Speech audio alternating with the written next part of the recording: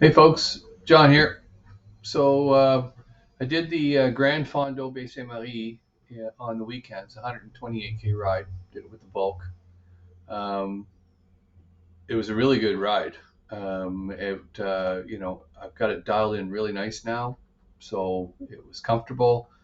Had no trouble. I had two stops. I did get a flat tire, so that was an extra stop that I didn't expect. However, so I had a rest stop at 38K and another one at 96K, and then of course the flat tire. And um, I had forgotten to charge my electric bike pump, so I lost about a half an hour there.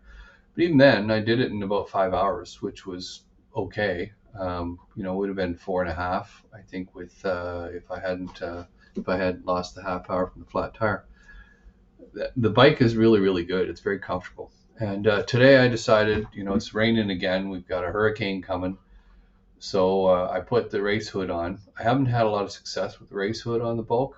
I ordered one from the big one with the higher protuberances and bigger head from Velmobile World, but it's going to take a little while to get here. Probably they told me sometime around October, November, before they're going to get around to making it. They've got quite a few orders, so I decided to try it with the current race hood. And yeah, the helmet banged off a little bit, but it wasn't that bad. And it was a freaking downpour. Um, I have seen videos out there that would suggest that that the bulk's not all that great in the rain and that it leaks and all that type of stuff. And I don't find that. It does. I mean, the rain will spit in on the visor if you leave it open, obviously, because it's quite fast. The NACA duct seems to work fine. It will let rain in, but you can close that up, no problem at all. There's good airflow from the static point air intake duct, so it's not terribly uncomfortable. It's actually a lot more comfortable with the visor closed than the wah is because there's more airflow.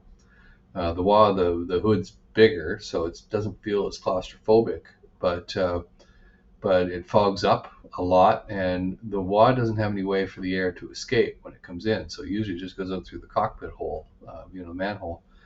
And so when you've got the rain cover on, nowhere for it to go, so it just fogs up and it gets hot in there. With the Bulk, it's got a bunch of vents in the back, so there's really good airflow through the bike. I didn't mind it at all in the rain. Um, I've got 28 millimeter slick tires on it, and that was a bit of an issue. There's a you see on my Prelude, when going across that steel bridge, and that's fine when it's dry. You can go across it at 60 kilometers an hour. It's a hell of a lot of fun. But when it's rainy, yeah, not so much, right? That's a steel deck, and it is very, very slippery with slick tires, especially in the rain. So 35 to 40 is about the maximum that I dare do across that bridge. But other than that, it handled pretty good.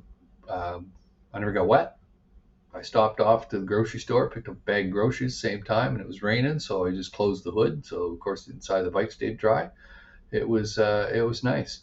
The more I ride this bike, the more I like it. And I'm glad I'm into the ambassador program. There's been a lot of interest in the bike around this area, and people are mostly kicking the tires on it. They haven't really committed to buying one yet, and getting serious. But you know, I've learned a lot of lessons about how you set these up. I'm not a small lad, and so I figured out kind of the best way to do it. So I've got two or three people that have sort of committed to at least getting measured for the thing, make sure they're going to fit, and potentially take it for a test drive. And that's what I'm hoping for the next little while, so that we can get a couple more of these things in this area.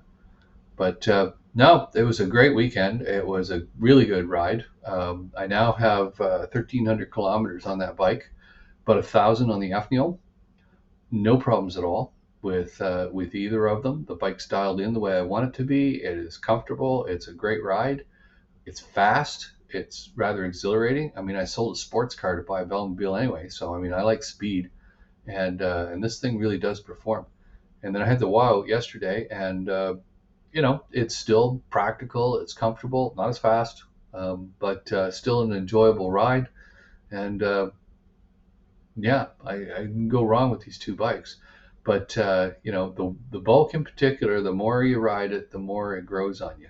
Um, I think here in North America, the major problem we have is there's not a lot of them around. So a lot of people that get them are buying them sight unseen.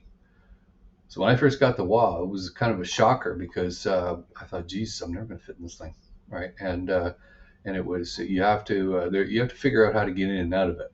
The manhole's not all that big. I have fairly long legs, so there's a technique. And now that I've learned the technique, it's easy enough to do it. But I was disappointed at first because I thought it was going to be um, a challenge getting in and out of these things, how you can be comfortable in it, and all that type of stuff. It turns out you are. It's a very comfortable bike, and it's bigger than the Bulk. So when the Bulk arrived, you can imagine my surprise there. I thought, oh my God, am I ever going to get into this freaking thing? And it's it's there's not a lot of extra space, that's for sure. But when I got it dialed in, it's every bit as comfortable as the wah. It's just different, right? It's stiffer, it's more rigid, although the suspension's a bit softer, and it handles better, right? And of course, it's a lot faster. Um, and you're laying down more recumbent because it has a smaller cross sectional area. So you're actually more laying down in the Bulk than you are in the wah. Sit more upright in the wah, and so I enjoy it. I use them for two different things. The wah is a great touring bike. If you want to go out for a leisurely ride, it's a great ride, it really is. But if you want to go out for performance, and God, that Bulk, you can't beat that. That's a lot of fun. That's a lot of fun.